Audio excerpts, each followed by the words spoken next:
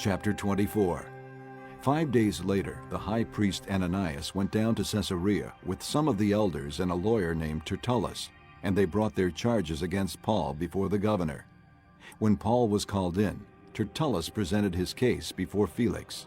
We have enjoyed a long period of peace under you, and your foresight has brought about reforms in this nation. Everywhere and in every way, most excellent Felix. We acknowledge this with profound gratitude. But, in order not to weary you further, I would request that you be kind enough to hear us briefly. We have found this man to be a troublemaker, stirring up riots among the Jews all over the world. He is a ringleader of the Nazarene sect, and even tried to desecrate the temple. So we seized him.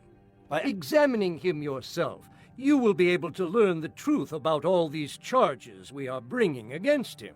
The Jews joined in the accusation, asserting that these things were true.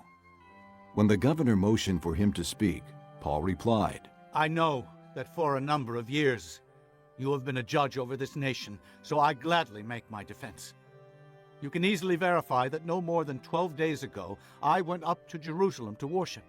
My accusers did not find me arguing with anyone at the temple or stirring up a crowd in the synagogues or anywhere else in the city. And they cannot prove to you the charges they are now making against me. However, I admit that I worship the God of our fathers as a follower of the way, which they call a sect. I believe everything that agrees with the law and that is written in the prophets.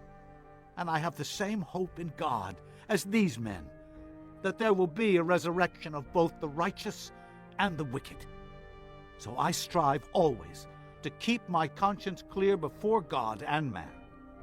After an absence of several years, I came to Jerusalem to bring my people gifts for the poor and to present offerings. I was ceremonially clean when they found me in the temple courts doing this. There was no crowd with me, nor was I involved in any disturbance.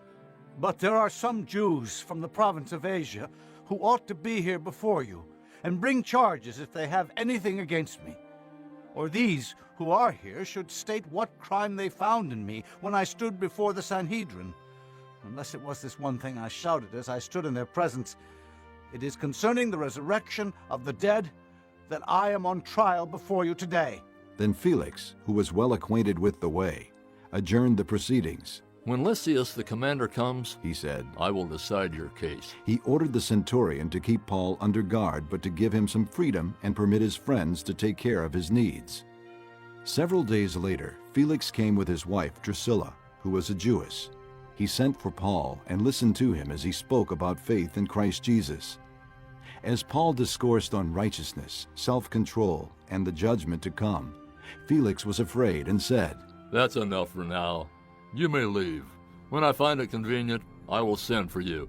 At the same time, he was hoping that Paul would offer him a bribe, so he sent for him frequently and talked with him.